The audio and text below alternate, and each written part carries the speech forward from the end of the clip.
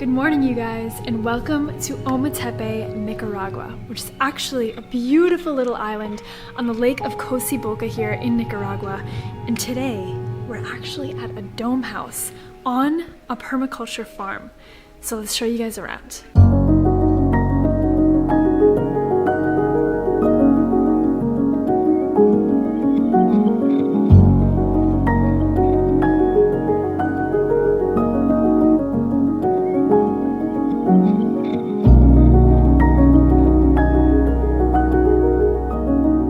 This dome house can actually be classified as a tiny house, as it's just slightly over 300 square feet.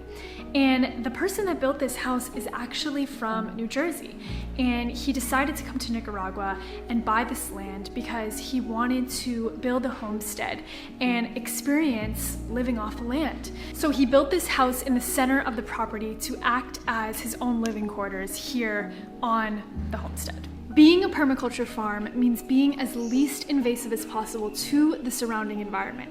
So the builder created the water systems and the electrical systems of this house to be completely off-grid and sustainable. So on the roof of this dome house, there's actually 600 watts of solar that's feeding to a 400 amp hour battery bank. And for the water, they actually have a system in place that collects the rainwater on the roof and then drains it down to a water tank that holds the water here. So not only is this house completely off-grid, one of my absolute favorite things about this place is that a lot of the furniture that you'll find in the house here is made from natural elements that were either grown or found on the property here. So you can see just this bed here is made from bamboo that was actually grown here on the property.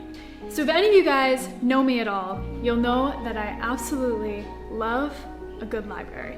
So you can obviously see that this is one of the first things that I noticed when I walked into this space is this library here that is pretty much a whole library on farming, permaculture, and homestead, which is incredible because this is something that my boyfriend and I have a dream of doing someday in the United States, and I could not have asked for a better place or just a better home to gain some inspiration.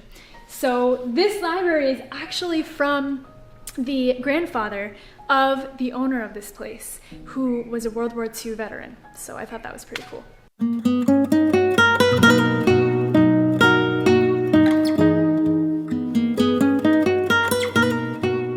So this door actually has a really funny story. When the owner first built this property 16 years ago, he built this door with nothing behind it. And there wasn't something built until about a year ago when the owner actually started having guests come stay in the house. He figured that not everyone would want to use a composting toilet. So he built an actual fully functioning bathroom behind this door. So walking into the bathroom, obviously the first thing that you're going to notice is a regular toilet.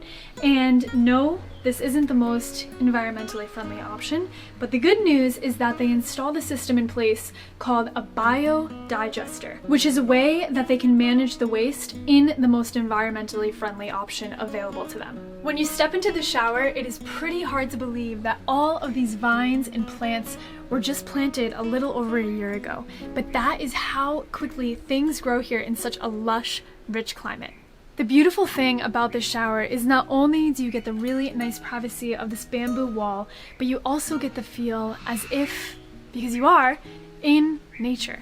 So you can hear the birds chirping while you're showering, you can hear the monkeys howling, you can see the spiders crawling around, but all in all, this is still definitely my favorite part of the house. So we wouldn't be doing this permaculture farm any justice if we didn't show you guys the outside. So you walk onto this patio, and the first thing that I noticed that I've been loving over the last 24 hours is this beautiful, locally made hammock that I have been very much enjoying, and so has my dog. It's been so nice just being able to lay out on the hammock, looking out at the absolute endless farm and jungle, and even a volcano out in the distance. So one of the concepts of permaculture that I absolutely love is saving energy.